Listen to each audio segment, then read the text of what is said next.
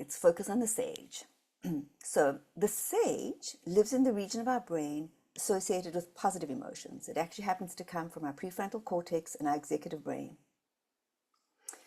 It has us think about things with peace and calm, clear laser-headed focus. We can see the big picture. We can see perspective. So the sage has us operate from a sage perspective, and I'll share a little bit later what it means to have that sage perspective. And if the saboteurs always come from a place of fear, the sage is always coming from a place of love, kindness, compassion, love. Love for ourselves, love for our fellow human beings. Just to summarize, in terms of the brain impacts, the saboteurs are from the brain stem, our limbic system, and generally engage the left parts of our brain, whereas the sage is in our middle prefrontal cortex. It's our empathy circuitry and generally activates the right part of our brain. There's a lot of nuances to this, obviously, and I'm not a neuroscientist, just generally this is how it plays out.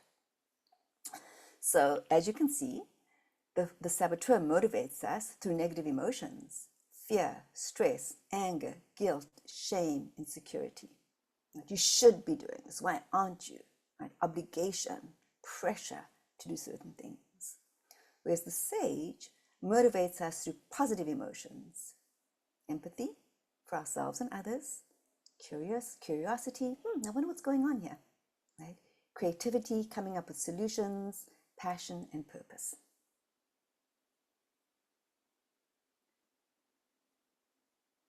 So our saboteurs might generate success. They don't necessarily generate happiness. So my controller saboteur, I can make things happen and make people do things to my will, right? At the end of the day, it'll have short-term benefit. I won't get any loyalty or agency from the people that I'm demanding things from with my controller saboteur. Whereas the sage can generate a higher success and sustained happiness. So happiness is the absence of negative emotion, which implies that the only people that are responsible for our happiness is ourselves. We are responsible for our own happiness. No one else can make us happy, because it's our ability to shift from negative to positive emotions.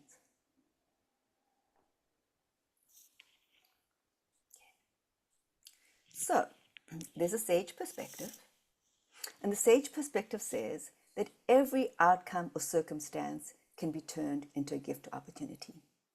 I'll use a simple example. You're sitting in traffic, right?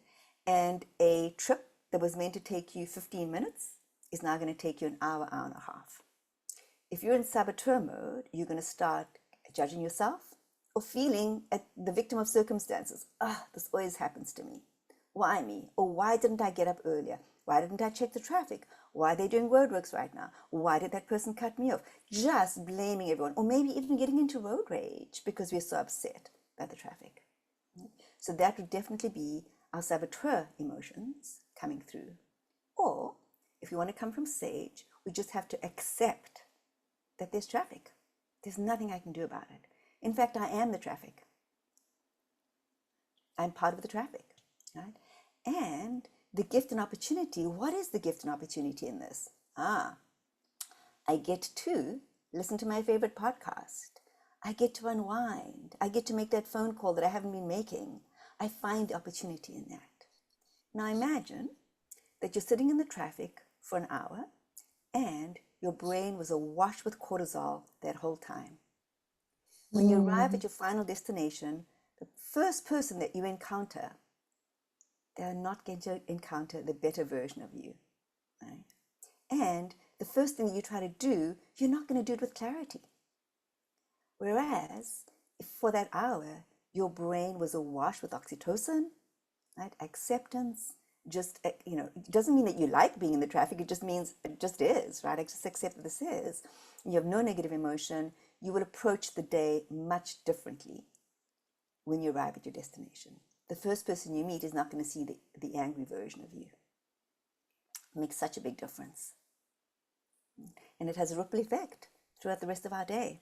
It's depleting our mental fitness battery. If we started with the day strong, with a strong mental fitness battery, and we let these things get to us, we will be depleting our battery versus energizing our battery with mental fitness.